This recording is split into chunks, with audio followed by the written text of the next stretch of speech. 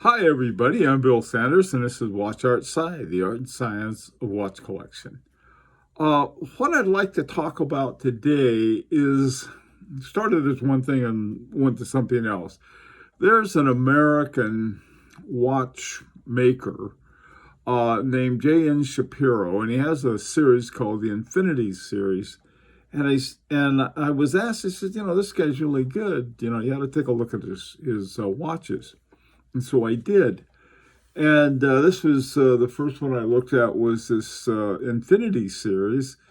And basically what it is, it's a three-handed watch, hour, minute, and small seconds down to 6 o'clock. Um, Now, this particular one is in gold, and they also other ones in stainless steel. Take a look at that in a second. Some of the things that really interested me was the UWD caliber 33.1. Now, this particular movement is one of the very best that you can sort of, I'll say, very best off of the shelf. It was created by Marco Lang before he left, which was sort of a combination of UWD and Lang and Heim, but one of the best. 3 hertz. It's got a second stop and 3 ATM. Now, this particular one is $29,000. This Shapiro Infinity. And one of the main thing that Shapiro is known for is what's called the Infinity Weave guilloché pattern. Now, this is Josh Shapiro's. He got the I guess the patent on it or the copyright on it, whatever they have. We'll take a closer look here. So you can see it's really very interesting pattern, and it's called the Infinity Weave guilloché. Now, the thing about this is that Josh Shapiro decided, well, what he's going to do, he was going to learn how to use a Rose engine to do the guilloché. And he did. And he became quite good at it. And he also made the hands for the movement. This particular one is the second hand, and on the end you can see the little infinity sign that looks something like a 8-lane on its side. But the work that he does is as good as anything you're going to find. Here's the stainless steel model. It's $21,000, but it's essentially the same. The setup with the hour and minute hands and then the 6 o'clock second hands is because that's how this movement, the UWD 33.1, is set up. That's how they have the movement. The movement is just an amazing movement. It's a floating barrel balance wheel with an eccentric regulation. That's part of the way. I mean, this is a magnificent movement. It has open construction with individual wheel brackets. All right, they look like bell-shaped finger bridges. And these are what are referred to as the wheel brackets. The wheels are the wheels in the wheel train. Shock-resistant balance mounting, Inca block, second stop arrangement.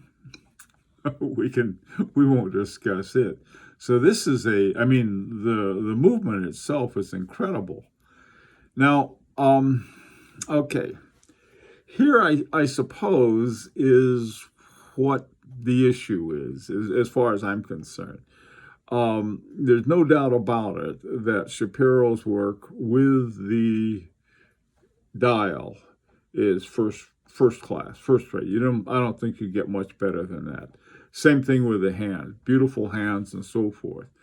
I'm not sure where the cases are sourced, but the main thing is the guilloché and the dial. And I suppose the question I have is that, okay, here you want 29,000, okay, for a gold case, but 21,000 for basically, you buy the case, you buy the movement, and then you put on the special dial, and with a wonderful guilloché and the great hands. But is that a $21,000 watch in a steel case?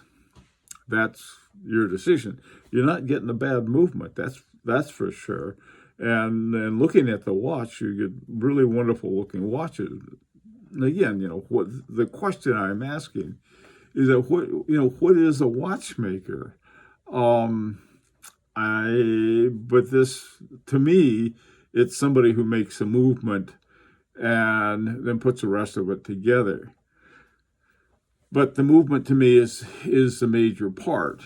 But that's me, and so let's take a look at some other ones. Now, here's a company, a German company called Jaeger and Benzinger, and they do really beautiful work. I mean, extremely good using work, and they use traditional German watchmaking techniques and using hand guilloché, hand engraving, hand skeletonization.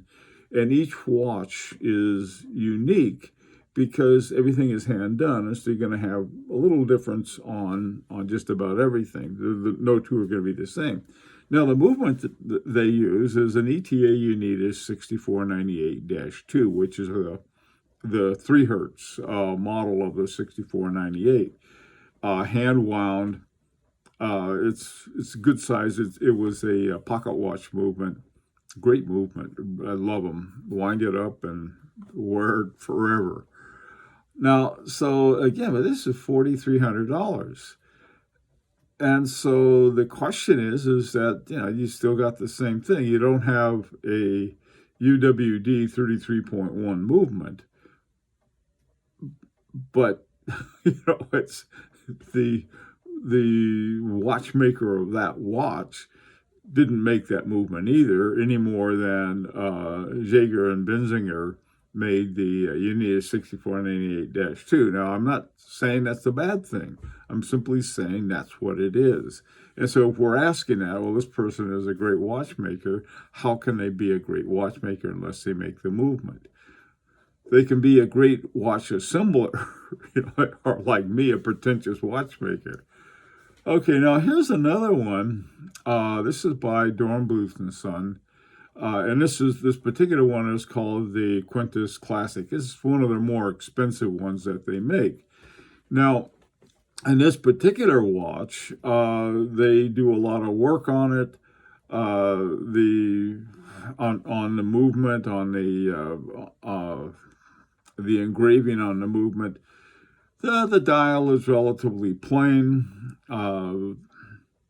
2.5 hertz movement, which is, to me, just really, that's watchmaking. And this is a movement that they made. And so here you have something that's under 10,000, and some of the other ones are a lot under 10,000 with similar kinds of movements from Bluffton Son Quintus Classic. Now, as far as I'm concerned, they're making their own movement. They're making everything in their watch. They make the dial. They make the hands. They're doing everything.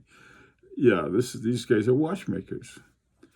All right, now here's another example of somebody who has started off making watches with somebody else's movement, and then developed what called Caliber 1. This is Stefan Kadoki. He's one of the applicants to AHCI. He's sort of sitting on the bench still. He won the Grand Prix last year in 2019 for the Petite Aiguille, and his watch is just under $10,000. So again, here you have someone who makes their own movement. And this particular one also includes a day-night complication with it. So this is, to me, is another real watchmaker. Now, here are a couple more. Now, these are a couple other American watchmakers. One was called Autodromo Motoring Watch. And this particular one is called the Inner Europa. It's $1,250. It contains an ETA, or Peizu 7001. Right? Very hand-wound, 3 hertz. It's one of the better movements in the ETA group of movements.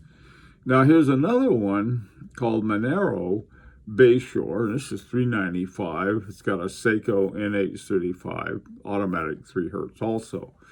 Now here's the question. Okay, are these guys any less watchmakers? They've created some nice looking dials. They're not as good as the Shapiro dial, but you know, and certainly the movements aren't as good. But they didn't create the movements, and neither did Shapiro. So I'm not saying anything bad about any of them. I'm just saying, are these watchmakers or not? Now here we go to the other extreme. Here we have one by Vincent Calabresi and another one by Antoine Prezuzio. Now, Vincent Calabresi has made his own movements. They're usually, especially the tourbillons and some of the more complex ones and some of the more innovative ones. But this particular Griffey uses an ETA 2892A2, and it sells for 6,000 Swiss francs. That's what the list price on it is. And this has got a very interesting complication, primarily wandering hours on it. The one next to it by Antoine Prezuzio is the Transworld. It has a base of, it's called 2897 APG. This is the APG is some work that Antoine did, more than just put the movement in there and take the turns that it has. He's got a turning map of the world, I think looking from Antarctica for a travel watch. And it does, I mean, it's an amazing watch. It really is. It's got an ETA base, both of them do, but they've added complications to it. Okay, so here I suppose is the question I have. You take a watchmaker like Josh Shapiro. Now, Josh Shapiro, to his credit, by the way, and much to his credit, is working on his own movement. As soon as he gets his own movement and then starts making it an interesting movement, the same way that F.P. Jorn did, or Vincent Calabresi with his wandering hours, or Antoine Prezuzio with the complication added with the map. These guys, you know, yeah, sure, they put an ETA in there, but it was sort of like, well, you got to have something to sort of to get it going. But the thing that they really were interested in was the doing the complication. You take other watchmakers or watchmaking companies, which are never made a watch from soup to nut, but they have made movements, and that's Agenor. Here you have the winner of the original, the very first winner of the Grand Prix Watchmaker of the Year was Jean-Marc Viderec. And while Viderec makes movements of the best order almost imaginable, he's not into watchmaking. He doesn't want to make the whole watch and sell watches and do that. He wants to make these really excellent movements for somebody else. Well, listen, that's I'd like to get your opinions on this and what you think about it and what you consider. I mean, what would be, what do we pay for, all right, as watch collectors? What's important, what's not important, and what's a good deal? Okay, well, listen, until next time, this is Bill Sanders for Watch Art Side, the art and science of watch collection. And as always, this is an invitation to subscribe if you'd like. Hope to see you next time.